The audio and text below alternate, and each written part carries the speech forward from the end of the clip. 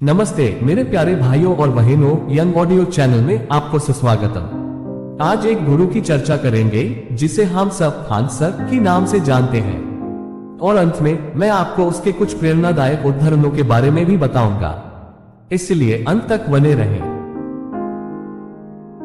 Khan sir का पूरा नाम फैजल खान है। इनका जन्म 11 दिसंबर 1992 को उत्तर प्रदेश के देवरिया जिले में भाटपार रानी में हुआ था। इनका परिवार एक मध्यम वर्गीय संयुक्त परिवार था। इनके परिवार में माता पिता के अलावा एक बड़े भाई भी हैं, जो भारतीय सेना में कमांडो के पद पर तैनात है। फैजल बचपन में बहुत शरारती हुआ करते थे। इनका बचपन आर्थिक तंगियों के बीच गुजरा। फैजल को बचपन में पढ़ाई में अधिक रुचि नहीं थी। खान सर के पिता का नाम बशीर खान है, जिनके पास कोई स्थायी आय का साधन नहीं था। उन्होंने अलग अलग जगह पर बहुत सारे काम किए, जिनमें प्रमुख रूप से उन्होंने वेल्डिंग व कॉन्ट्रैक्टर का काम किया।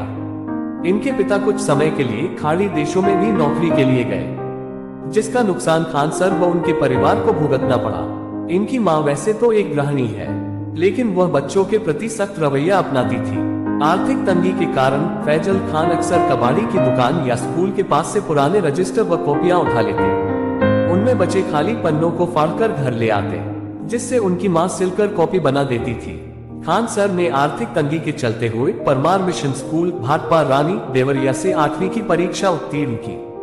कहा जाता है कि जो चीज हमें स्कूल कॉलेज या किताबें नहीं सिखा सकती, वह चीजें हमें हालात सिखा देते हैं। इसके बाद ही खान सर को फौज में जाने की इच्छा जागृत हुई। धीरे धीरे उनकी यह रुचि उनके जुनून में बदल गई। खान सर ने 9वीं कक्षा के लिए एक सैनिक स्कूल में एंट्रेंस एग्जाम दिया, जिसमें वह असफल हो गए। फिर उन्होंने पॉलिटेक्निक एग्जाम दिया। पॉलिटेक्निक में उनके मन मुताबिक ट्रेड न मिलने के कारण उन्होंने इसे छोड़ दिया। इसके बाद जैसे तैसे उन्होंने इंटर तक की पढ़ाई पूरी की। खान सर के अनुसार वे 12वीं कक्षा के बाद IEEE परीक्षा की तैयारी कर रहे थे। यह बहुत विडंबना रही कि खान सर परीक्षा के एक दिन पहले पूरी रात पढ़ाई करते रहते हैं। परिणाम स्वरूप वो परीक्षा के दिन जाग नहीं सके, जिसकी वजह से उनकी IEEE की परीक्षा छूट गई। खान सर ने अपना पूरा ध्यान सेना में जाने के लिए लगाया। इसके लिए वे NCC में शामिल हुए। इसके साथ ही उन्होंने नेशनल डिफेंस एकेडमी NDA की तैयारी शुरू की। जो उनका सपना था, वह सोते जागते सिर्फ सेना में जाने व देश की सेवा करने का ही सपना सजोए थे। उन्होंने NDA की परीक्षा अच्छे अंकों से उत्तीर्ण कर ली। NCC में होने के कारण उन्हें NDA की परीक्षा पास करने में काफी मदद मिली। NDA की चयन प्रक्रिया काफी लंबी होती है, जिसके लिए वे इलाहाबाद शारीरिक परीक्षा के लिए गए, लेकिन फिजिकल टेस्ट में वह बाहर हो गए, क्योंकि उनका हाथ कुछ टेढ़ा था। उनके बचपन का सपना चकनाचूर हो चुका था। इसके बाद भी वह निराश नहीं हुए, बल्कि उन्होंने सोचा कि नियत ने उनके लिए कुछ और ही सोच रखा है। बस वह अपनी मेहनत और लगन से आगे की पढ़ाई करते रहे। माध्यमिक शिक्षा पूरी करने के बाद फैजल खान ने अपनी स्नातक की शिक्षा के लिए इलाहाबाद यूनिवर्सिटी में दाखिला लिया। इन्होंने अपना स्नातक विज्ञान वर्ग से पूरा किया, जो कि फिजिक्स केमिस्ट्री ऑनर्स से था।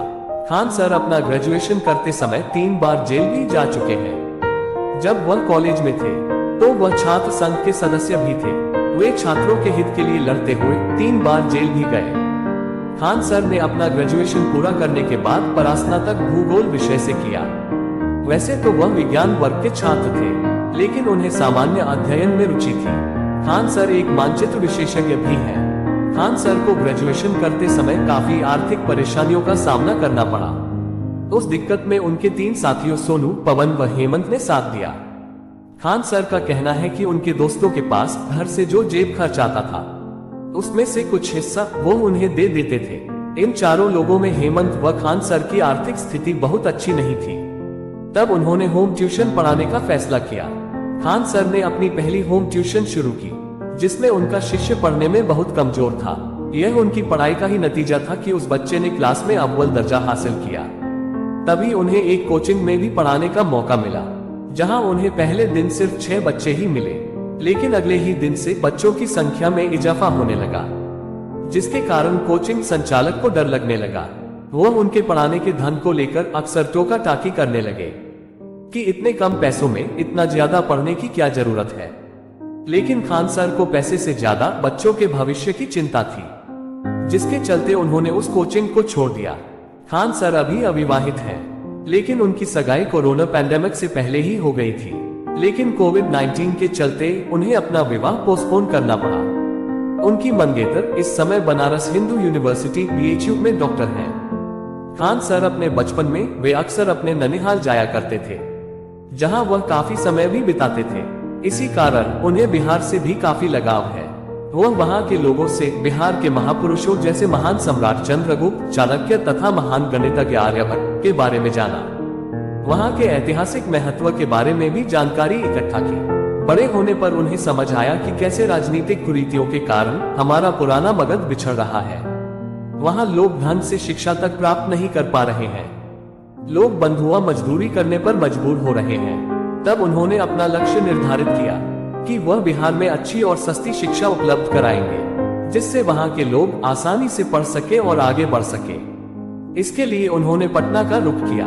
पटना पहुंचकर उन्होंने रहने के लिए कमरे की तलाश शुरू की, लेकिन वह जहां भी जाते तो उनके धर्म की वजह से कोई उन्हें कमरा नहीं देता। काफी मशक्कत करने के बाद आखिरकार उन्हें एक जगह मिल गई। फिर उन्होंने वहां के कुछ स्थानीय लोगों के साथ कोचिंग में पार्टनरशिप की, लेकिन कोचिंग के रफ्तार पकड़ते ही उनके पार्टनर ने उनकी कोचिंग पर कब्जा कर लिया, उन्हें बाहर का रास्ता दिखा दिया। तब उनकी जेब में केवल 40 रुपए ही थे, जबकि घर वापस जाने का किराया 90 रुपए था। लेकिन उन्होंने अपने कदम पीछे नहीं किए। उन्होंने कुछ पुराने छात्रों के सहयोग से फिर से कोचिंग की शुरुआत की। लेकिन 11 मई 2019 को सुबह 9:45 पर उनकी कोचिंग में बमों से हमला हुआ। वहां के स्टूडेंट तथा टीचर्स को लाठी डंडों से पीटा गया। इसके बावजूद खान सर डरे नहीं, बल्कि अपने इरादों को और मजबूत करते हुए कहा, अगर तुम हमें मार भी दोगे तब भी हम इस संस्थान को बंद नहीं होने देंगे। इस पूरे घटनाक्रम में उनके छात्रों ने उनका भरपूर साथ दिया, साथ ही उन्हें हिम्मत भी दिलाई। खान सर ने बिहार में शिक्षा के लक्ष्य को आगे ले जाते हुए खान GS रिसर्च सेंटर की स्थापना की। इसमें वह बहुत कम फीस पर प्रतियोगी परीक्षाओं की तैयारी करवाते हैं। इसके साथ ही उन्होंने पटना की सबसे बड़ी लाइब्रेरी की भी स्थापना की। शुरुआत में उनकी कोचिंग 1 से 2 कमरों तक ही सीमित थी, लेकिन उनके पढ़ाने के तरीके को देखकर बच्चों की संख्या में लगातार बढ़ोतरी होती गई। तब उन्होंने अपनी कोचिंग को एक बड़े कोल्ड स्टोरेज में स्थानांतरित कर लिया, जिसमें वह एक साथ लगभग 2000 बच्चों को पढ़ाते थे। इसके बाद भी जिन बच्चों को बैठने के लिए जगह नहीं मिलती थी, वह खड़े होकर भी उनका लेक्चर सुना करते थे। इसी बीच दुनिया में कोरोना पैंडेमिक का खतरा बढ़ने लगा, जिसके तहत पूरे भारतवर्ष में लॉकडाउन की स्थिति हो गई। उस समय उन्हें अपनी कोचिंग को बंद करना पड़ा, लेकिन उन्होंने बच्चों के भविष्य को देखते हुए अपने लेक्चर को YouTube चैनल पर अपलोड करना शुरू कर दिया। वीडियो की क्वालिटी अच्छी न होने के बावजूद उनके सब्सक्राइबर्स की संख्या बढ़ती गई, जिसका परिणाम यह हुआ कि अब उनके छात्रों में पूरे भारत के बच्चे शामिल हो गए। खान सर की YouTube से और खान GS रिसर्च सेंटर से अच्छी कमाई हो जाती है। इसके अलावा इनका एक खान सर ऑफिशियल ऐप भी है, जिसे आप प्ले स्टोर से डाउनलोड कर सकते हैं। इसे 4.8 की रेटिंग भी मिली है। इसके 1 मिलियन से ज्यादा के डाउनलोड हैं। YouTube पर इनके 17.6 मिलियन सब्सक्राइबर हैं। खान सर की इनकम की बात की जाए तो यह हर महीने 25 से 30 लाख रुपए कमा लेते हैं। खान सर की प्रतिदिन YouTube से कमाई $450 के आसपास होती है, यानी कि हर माह में लगभग $1400 कमा लेते हैं। इसके अलावा वह मोबाइल ऐप व फिजिकल कोचिंग से और भी अच्छी कमाई कर लेते हैं। उनकी नेटवर्थ लगभग 30 से 35 करोड़ रुपए है। खान सर के प्रेरणादायक कथन जो आपको हमेशा याद रखना चाहिए, बेहतर से बेहतर की तलाश करें, मिल जाए दरिया तो समुंदर की तलाश करें। शीशे टूट जाते हैं पत्थर की चोट से, जो पत्थर को भी तोड़ दे, ऐसे शीशे तलाश करें। असफलता और परेशानियों का आना यह हमारे जीवन का हिस्सा है। हम उनको पार करके निकल जाए, यह हमारे जीवन की कला है।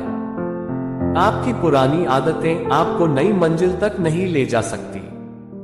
परेशानियों और असफलताओं से हमें घबराना नहीं चाहिए, क्योंकि जिस प्रकार धनुष की प्रत्यंचा जितनी पीछे जाती है, तीर उतना ही तेजी से आगे जाता है।